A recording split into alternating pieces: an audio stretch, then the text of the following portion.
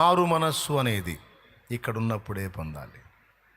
ఇక్కడ నుంచి తీయబడ్డ తర్వాత నేను మారు మనసు పొందుతాను మొర్రో అని మొత్తుకున్న ఛాన్స్ లేదు. పాతాళములో నరకములో ఎక్కువగా వినబడే మాట ఇదే.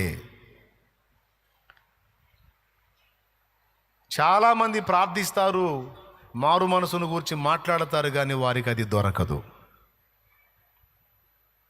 మారు మనసు పొందనొల్లక విసర్జించబడతారు. వినడిక నీకు ఇచ్చిన టైం అయిపోయింది అంటాడు. ఎంత మొత్తుకున్నా ఛాన్స్ లేదు అక్కడ. అందుకంటే భూమి మీద నీకు చాలా ఛాన్స్ ఇచ్చాడు, టైం ఇచ్చాడు, వినియోగించుకోవాలి. తెలియకపోతే మళ్ళీ దానికి వేరే జడ్జిమెంట్ ఉంటుంది. తెలిసి నువ్వు రివర్స్ అయ్యావు, తెలిసి నిర్లక్ష్యం చేశావు మారు మనసు పొందడానికి. ఈ మారు మనసు అనేది పాపక్షమాపణ నిమిత్తం బాప్తిస్మం పొందకముందు అన్యులుగా ఉండి ప్రభువులోకి వచ్చే విషయంలో మారు మనసు. ప్రభువులోకి వచ్చిన తర్వాత కూడా కొంతమంది మళ్ళా పాపంతో రాజీపడి మారు మనసు పొందకుండా మూర్ఖంగా అదే క్రమాన్ని అనుసరింపగోరుతారు. వారి విషయంలో కూడా ఇక్కడ ఉన్నంత వరకే నువ్వు మారు మనసు పొందేదానికి ఛాన్స్. దాటి అవతలిక ఇల్లావా ఇక లేదు. ప్రభా ఇప్పుడు నేను మారు మనసు పొందుతానన్నాడు ధనవంతుడు. ఇచ్చాడా? ఇతన్ని పంపు వాళ్ళు మారు మనసు పొందుతారన్నాడు. అవకాశం ఇచ్చాడా? No chance. అక్కడ ఉన్నోళ్ళు చెప్తారు, వాళ్ళ మాట విని మారాలి. మృతుడైన లాజరు తిరిగిపోయి లేచినా వాడి నుండి మాట్లాడాల్సింది నేనే.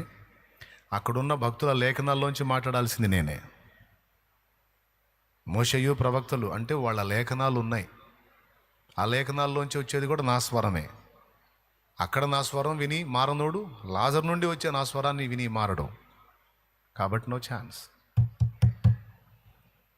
తప్పుడు జీవితాన్ని దిద్దుకొని వదిలేసుకొని రూపాంతరం చెంది మారు మనసు పొందడానికి ఇక్కడ ఇచ్చిందే టైం. రక్షణ బాప్తీసం పొందడానికి ఇక్కడ ఇచ్చిందే టైం.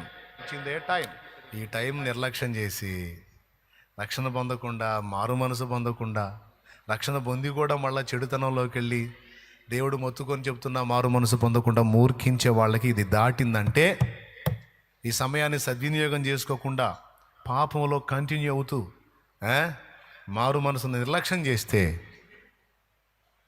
రేపు అక్కడికి వెళ్ళిన తర్వాత మళ్ళా ఛాన్స్ ఉండదు. తప్పకుండా పనిష్మెంట్ పొందాల్సి ఉంటుంది. ఎంతమందికి అర్థమైంది నాయనలారా? నయానో భయానో నవ్వించో కవించో ఈ 4 ముక్కలు మీ మైండ్లోకి పంపించాలన్న ఆరాటం అంతే. హల్లెలూయా. విలువైన దేవుని మాటల్ని మీరెరిగిన సమాజంలోని కొన్ని మాటలతో అర్థమైందా వివరించి మీ హృదయాల్లో పంపించడానికి కష్టపడుతున్నా అంతే. దయచేసి ఈ మాటల్ని సీరియస్గా తీసుకోండి. 4వది మారు మనస్సు విషయం.